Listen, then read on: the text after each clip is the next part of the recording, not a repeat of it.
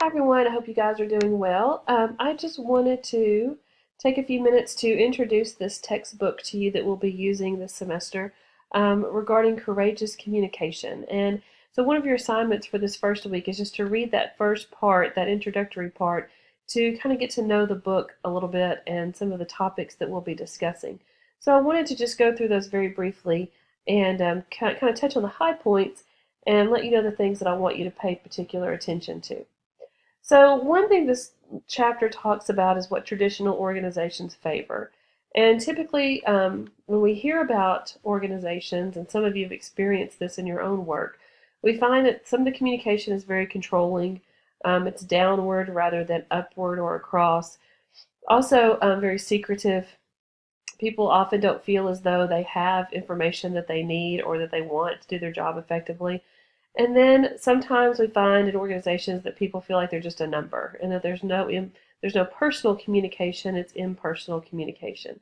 And I have done many satisfaction surveys, engagement surveys over the years with organizations, and I have found all of these themes to be present. That most often a disgruntled employee or someone who's not satisfied with their job will speak to all four of these things and feel like that their organizations are lacking in positive perspectives related to these four things. So this textbook and the study that we'll be doing this semester really looks at standing against some of those negative behaviors. So the textbook and Dr. Lyon defines courageous communication as standing against common but minimally effective and even harmful practices. So even the smallest things that we do in organizations can make a big difference. And so being courageous means that you stand against those and you do what's right.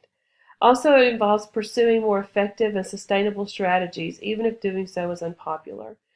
So really looking at what's effective, what is sustainable. Oftentimes, and I hear this in organizations, they put Band-Aids over things. They solve problems by just putting a temporary fix on it. It's not sustainable. It won't grow.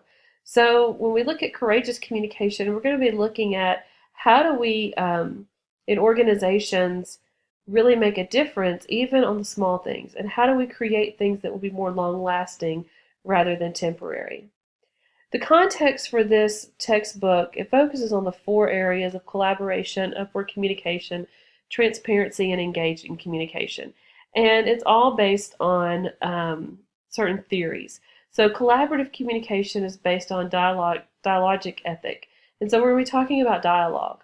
How do we communicate? How do we talk to our team members to ensure that we have the collaborative nature that we need?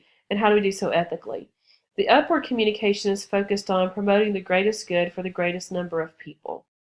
And so it focuses on hearing from more people in the organization to figure out what we can do or what the organization can do to promote good things for them. Transparent communication is taken from the idea of significant choice. And I know Dr. Rob Ulmer and Dr. Lyon have both done quite a bit of research in this area. Both of them came from our department. And so we're going to take a look at significant choice in the times of crisis. When organizations are really underneath stress or crisis situations, how do we communicate openly and honestly? And then engaging communication comes from the I-thou theory of Martin Buber. And if you've taken a course from Dr. Thompson in this department, then you know that theory very well. But it definitely speaks to how we perceive people and what we think about them as we're talking with them.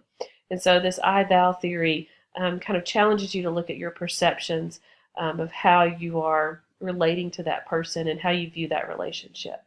So these are the four areas that we're going to talk about and kind of how it connects to the theory or even just kind of a greater idea about that topic. The format of this book is, first, there's no good versus bad. So the way it's kind of set up, it looks like downward communication is terrible and upward communication is good. They both do truly have their place. There are times when communication has to come from the top down. But what this format of this book shows is what can happen if one way is favored over the other. So if there's too much of the downward communication, then, what could you expect to happen? If there's too much upward, what effect can that have? So there's no good versus bad necessarily, but we're going to kind of look at what happens if the extreme is present.